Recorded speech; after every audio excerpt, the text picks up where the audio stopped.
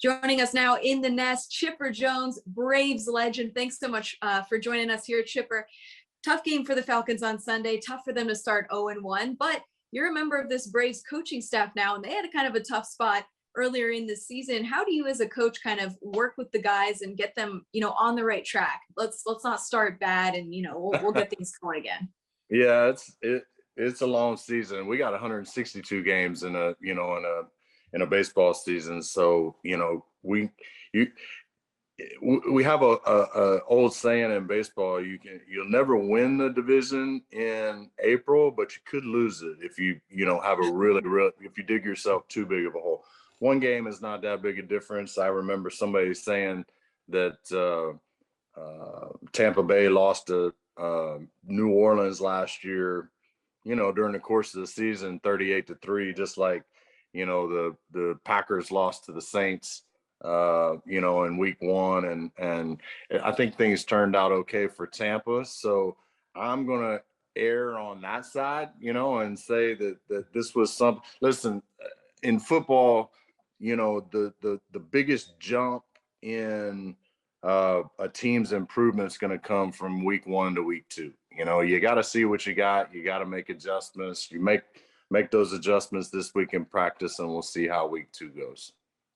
I like that. Now, I see the Braves are doing well. They're leading the NL East as the season hits the most important stretch. Who's the biggest Falcons fan in the Braves organization, Chipper?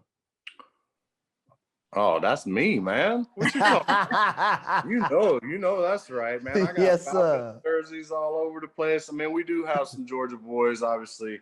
Dansby's from here around the Atlanta area, and Austin Riley's from Mississippi, not too far away. But I'm the longest tender dude here, man. I've been here since 1992, so I've lived more than half my life here in Georgia. So unfortunately, the dogs have not rubbed off on me, but the Falcons have definitely rubbed off on me. I live and die with how the Falcons do every Sunday and how the Steelers do. I got one AFC, one NFC team that I follow. I have a hard time picking sides whenever the two get together, once every decade or so. Your title now is hitting consultant with the Braves. How has that been going to be a part of this coaching staff? It's been pretty cool. I think, I'm seeing what my dad went through. My dad was a public school teacher for the better part of 30 years. And he always told, he was a baseball coach, football coach, assistant basketball coach. And he just impressed upon me that, whenever you speak the gospel or spread some truth or help a guy out, and he goes out and he applies what you talked about and seems to grasp it and get his instant results for him. I don't think there's anything better than watching a kid, working with a kid, watching a kid, having him go out in that first at bat and rip one up the gap and get to second base and, start clapping like, I got it. I get it now, and that for me is what I have to go on now. I know the feeling of ripping one up the gap and getting a second, feeling like, man, I'm going to start rolling now. And it's an awfully special feeling to know that you help another person get to that point. And the Braves have been kind of keeping it rolling here. Harry mentioned they're leading the NL East right now.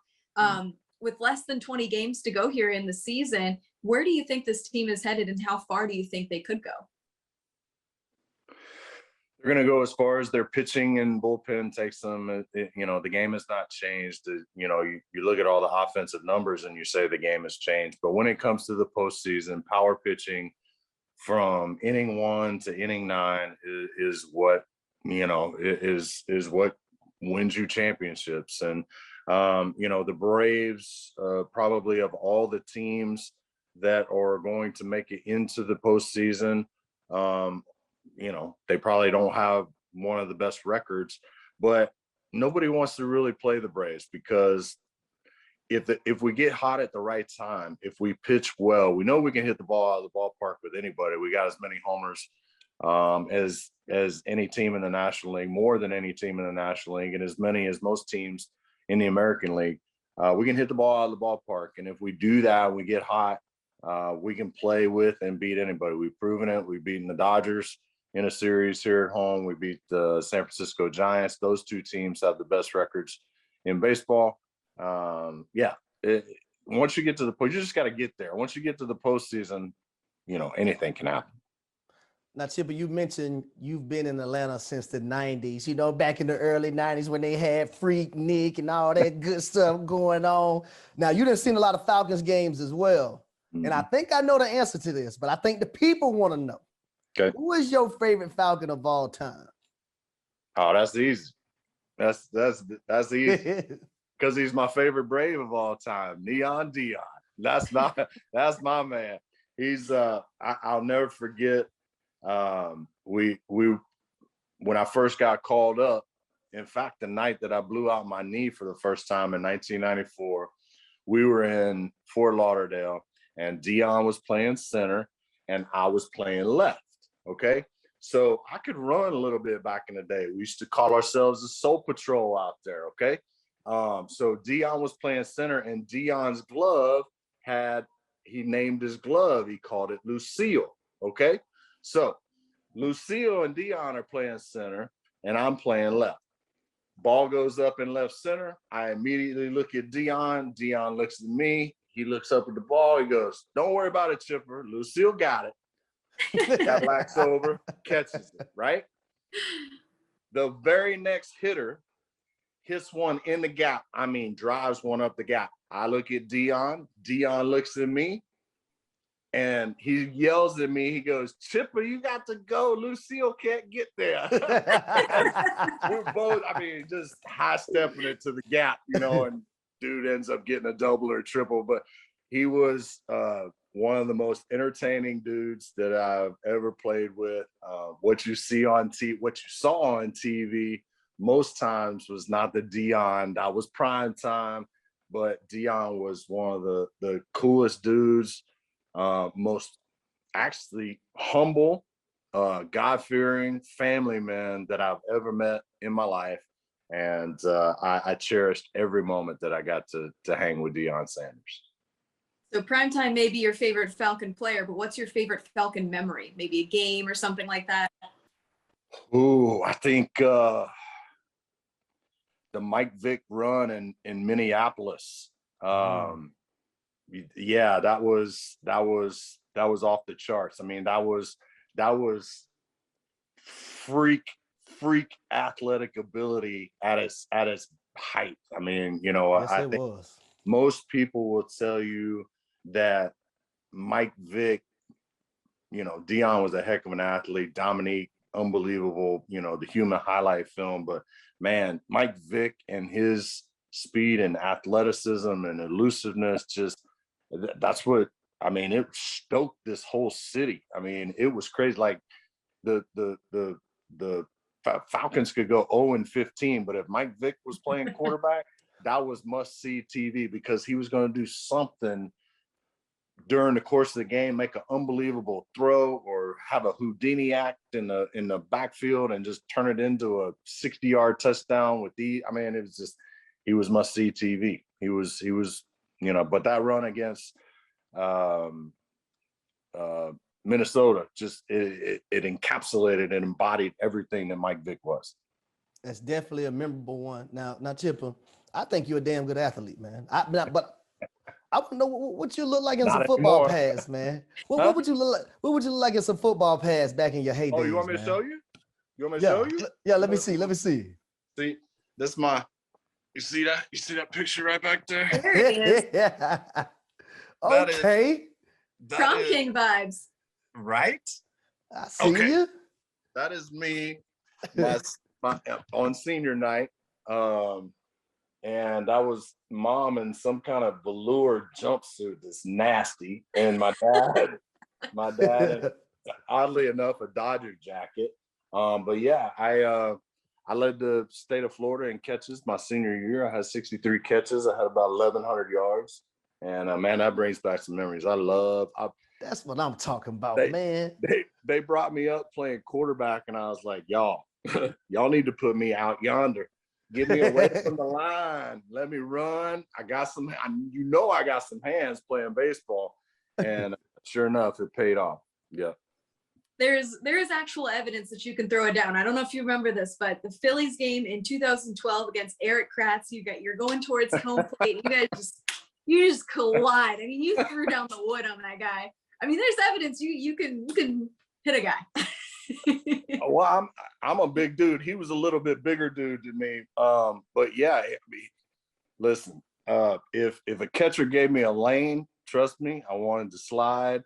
But the man was blocking the moon. He's about 6'5", about 250, 260. And I just, the throw brought him right into the line. There was really nothing I could do. So I gave him a little forearm shiver. I got a picture of that one too, actually. I'm going to show you all. I'm sorry, we got all this memorabilia here. There you go, right there. Just a little bit. Yeah. So his mask. You let him know you about that physicality. Yeah, his mask is off, and I'm gonna tell you this: his rear end hit the ground before his feet did. That's what I'm talking about. Good form, tackles, and everything on the baseball diamond. I didn't wrap him up. I didn't wrap him up. That would have been kind of, you're not supposed to do that one and then collision at home plate, but you got to get that little forearm shiver to bounce him off of him. That's awesome. You have a picture of that. Now, what was your favorite moment, man, from being in the city of Atlanta? All time. Favorite moment all time. Oh, wow, man, that's a lot of years. Obviously, man, I think I went to the playoff game where you guys beat Aaron Rodgers here at home, and I remember Brian Poole came on a blitz one time and hit Aaron Rodgers. I mean, right up under the chin strap, and I don't know how dude got up. And I'm a Brian Poole fan because he's a Gator. He came from, he's from the University of Florida, so big fan of his. But that was a big win for the city. It was. And, I think we've had so many gut-wrenching losses, and I was a part of some of them. Thankfully, I was a part of the one championship that we've seen here in our lifetime. But man, I'm praying for the small victories, man. And that one was a big one. It was a playoffs. It was against an elite quarterback and an elite team. I think you're starting to see the Hawks kind of turn the corner now. And following, Trey Young, the superstar that he's going to become. And they got some other pieces besides Trey. So hopefully they're about to, have their comeuppance and making it as far as they did, getting that confidence to go far. We know the Braves are going to be competitive for quite some time. We just got to get them Falcons, man, because this is, Georgia. Georgia is a football state. They're going crazy over the Dogs right now. They're just aching so bad to get in and behind the Falcons as we all are. And hopefully the new regime can kind of turn it around. Absolutely. And I'm sure the Falcons want to go 1-0 this week, even if it'll be 1-1 on their schedule. There you go. Thanks so much for your time, Chipper. We really appreciate it. Awesome stories there. For everyone who wants to catch the full conversation, head to fox5atlanta.com, and we'll be right back on Rise Up Tonight.